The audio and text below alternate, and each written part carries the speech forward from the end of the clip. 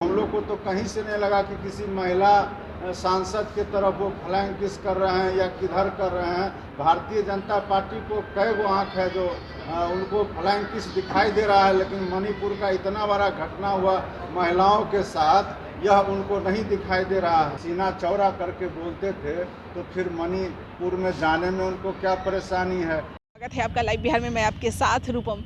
देखिए, बिहार सरकार के मंत्री मदन सहनी आज जदयू कार्यालय पहुंचे और उस दौरान हमने उनसे सवाल किए कि एक साल अब पूरे हो गए हैं महागठबंधन के, इस पे आपकी क्या राय है। और सदन में जिस तरह से संसद में हंगामा हो रहा है, राहुल गांधी को लेकर स्मृति ईरानी लगातार आरोप लगा रही है, कई सांसद महिला जो है वो लगातार आरोप लगा रही है उन पे कि भाई सदन में किस तरह से यह आंख मारते हैं, किस तरह से इशारे करते हैं और फ्लाइंग किस देते हैं, उसको लेकर क्या कुछ कह रहे हैं, सुनिए। पहले तो उनको अपना 9 साल का हिसाब देना चाहिए ना।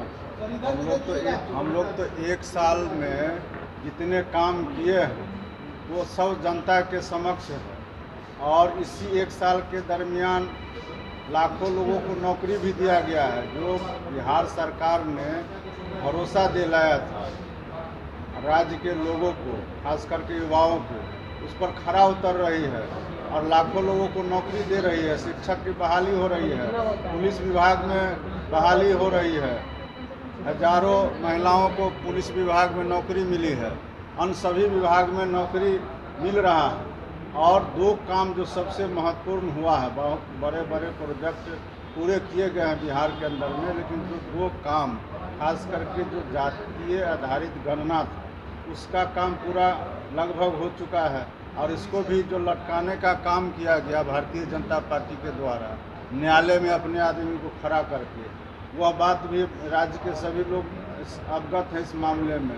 दूसरा, जो नगर निकाय चुनाव में भी उन्होंने न्यायालय का आड़ ले करके और उसका दरवाज़ा खटखटा करके उसको भी रोकने का प्रयास किया, लेकिन राज्य सरकार और माननीय मुख्यमंत्री जी हमेशा से जो अति पिछड़ा है, दलित है, पिछड़ा है, उनके आरक्षण के पक्षधर रहे हैं। और पंचायत चुनाव हो या नगर निगम चुनाव हो, दोनों जगह उन्होंने आरक्षण दिया है, अति पिछड़ों को भी दिया है, महिलाओं को भी दिया है, और उनके आरक्षण के बिना इन्होंने चुनाव नहीं कराया। और जो ट्रिपल टेस्ट के आधार पर चुनाव होना था, उसके आधार पर इन्होंने अति पिछड़ा आयोग का भी गठन किया, और उसके बाद सभी जगह जा कर के सभी जिला में उसका जो ट्रिपल टेस्ट का काम था उसको पूरा करके तब चुनाव कराया गया है। तो राज्य सरकार बिहार के जनता के लिए, गरीबों के हित में हमेशा काम कर रही है। अब जवाब तो उनको देना चाहिए जिन्होंने कहा था कि हम 2 करोड़ नौकरी देंगे प्रत्येक साल, सभी के खाता में 15 लाख भेजने का काम करेंगे, किसानों का आय बढ़ाएंगे, तो उनको जवाब देना चाहिए। और फिर बहुत जो है सीना चौड़ा करके बोलते थे तो फिर मणिपुर में जाने में उनको क्या परेशानी है, इसका भी जवाब देना चाहिए। देश के सभी नेता उनसे पूछ रहे हैं कि आखिर आप मणिपुर क्यों नहीं जा रहे हैं, और आज तक माननीय प्रधानमंत्री जी नहीं गए हैं, तो इसका भी जवाब उनको देना चाहिए।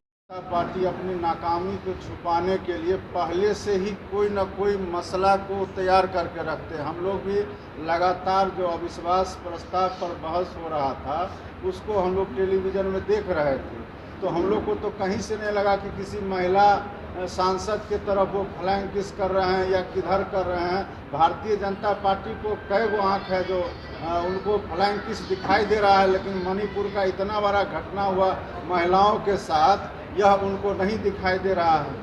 तो आपने सुना, मदन सहनी जी साफ तौर पे कह रहे हैं कि भाई एक साल में जो गठबंधन का जो पूरा हुआ है इन लोगों का, वो भरमार है नौकरियों की। भाई आप देख सकते हैं कि किस तरह से पुलिस बहाली में लोग कितने बहाल हो रहे हैं, दरोगा में कितने बहाल हो रहे हैं, और ऐसी कई ऐसी नौकरियां हैं जिन्हें गिनवा रहे हैं। और साथ ही साथ उन्होंने यह भी कहा कि जिस तरह से हंगामा किया जा रहा है संसद में राहुल गांधी को लेकर, यह तो जानबूझकर किया जा रहा है, बस लोगों का ध्यान भटकाने के लिए इस तरह किया जा रहा है। क्यों नहीं इन्हें राहुल गांधी का आंख मारना दिखाई दे रहा है, लेकिन मणिपुर में जो घटना घटी है क्या वो इन बीजेपी वालों को नहीं दिखाई दे रही है। चलिए अभी के लिए इतना ही, बने रहे आप लाइव बिहार के साथ। धन्यवाद। लाइव बिहार यूट्यूब पर सब्सक्राइब और फेसबुक पर लाइक जरूर करें।